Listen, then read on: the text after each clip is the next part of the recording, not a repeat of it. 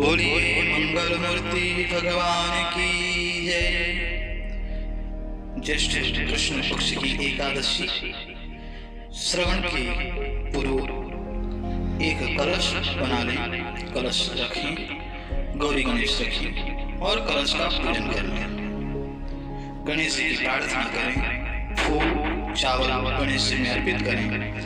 विघ्नेश्वराय वरदाय सुर प्रियाय लंबोदराय सकलाय जगद्हिताय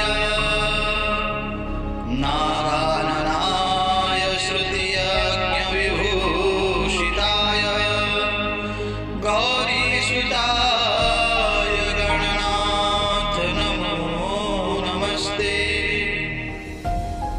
भगवान गणेश जी के ऊपर फूल चावल देते हुए कलश के ऊपर में फूल एवं चावल अर्पण करें इस मंत्र के साथ।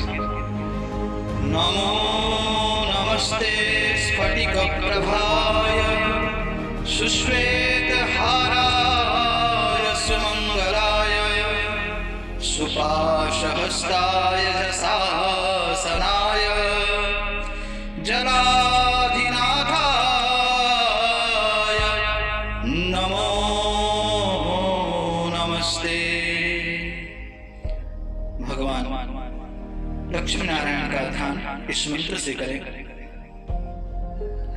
शांताकारं भुजगशयनं पद्मनाभं सुरेशं विश्वाधारं गगनसदृशं मेघवर्णं शुभांगं लक्ष्मीकान्तं कमलनयनं योगिभिः ध्यानगम्यं वन्दे विष्णुं भवभयहरं सर्वलोकैकनाथं।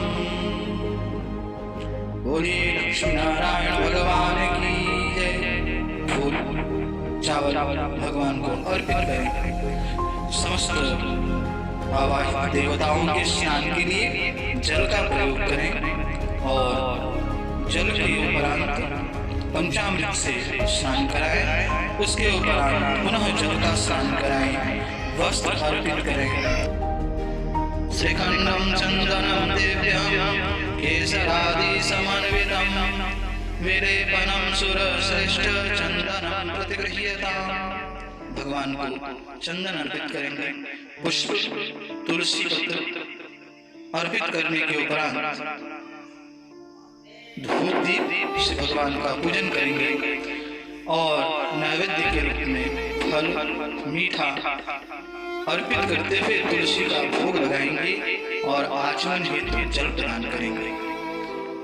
पुनः भगवान के समक्ष पुष्प लेकर के हाथ जोड़ करके विनती करते हुए सशंख चक्रम सकिरीट कुंडला सपीत वस्त्रं सरसीरुभीक्षणं सहार वक्षस्थलकौस्तुभश्रियं नमामि विष्णु शिरसा चतुर्भुजा। भगवान लक्ष्मी नारायण का ध्यान और पुष्प अर्पित करते हुए प्रणाम कर लेंगे।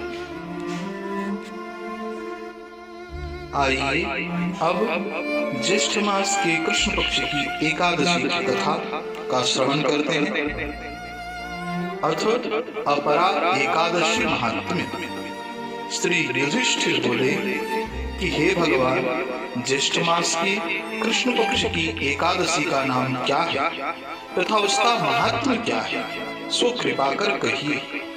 श्री कृष्ण भगवान बोले कि हे राजन, ज्येष्ठ मास के कृष्ण पक्ष की एकादशी का नाम अपरा है, क्योंकि यह अपार धन देने वाली है, यह पुण्य देने वाली है, पापों को नष्ट करने वाली है।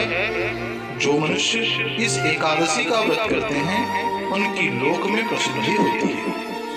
अपरा एकादशी के व्रत के प्रभाव से ब्रह्महत्या, भूत योनि, दूसरे की निंदा आदि के पाप नष्ट हो जाते हैं। इसके व्रत से परिस्थिति के साथ भोग करने वालों के पाप नष्ट हो जाते हैं। झूठी गवाही, असत्य भाषण, झूठा वेद पढ़ना, झूठा शास्त्र बनाना, ज्योतिषी, झूठा वैद्य आदि सबके पाप अपरा एकादशी के व्रत से नष्ट हो जाते हैं।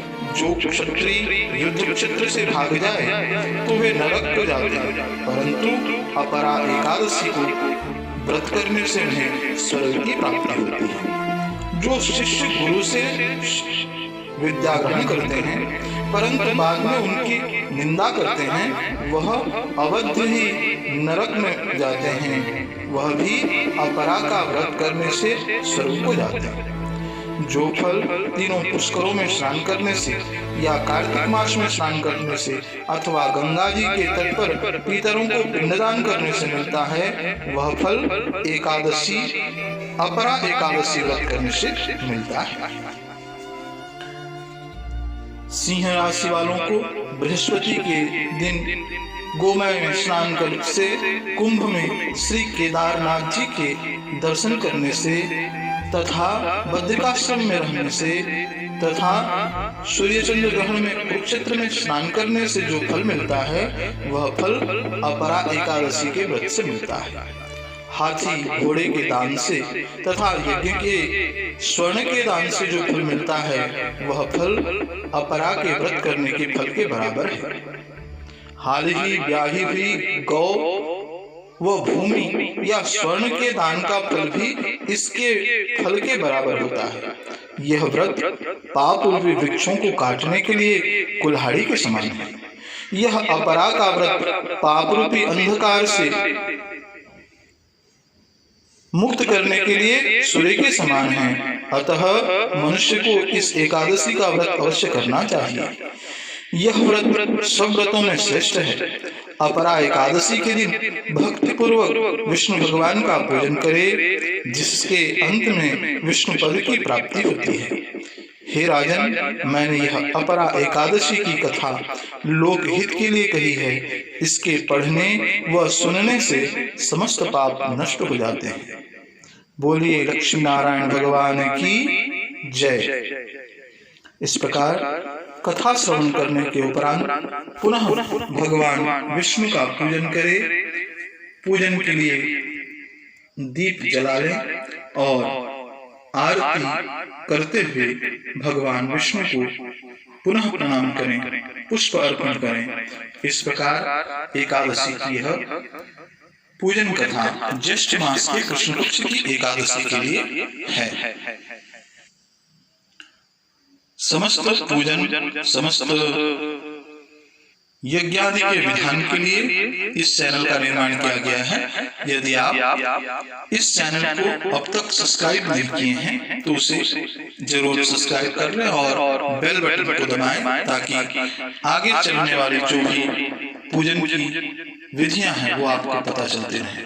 धन्यवाद।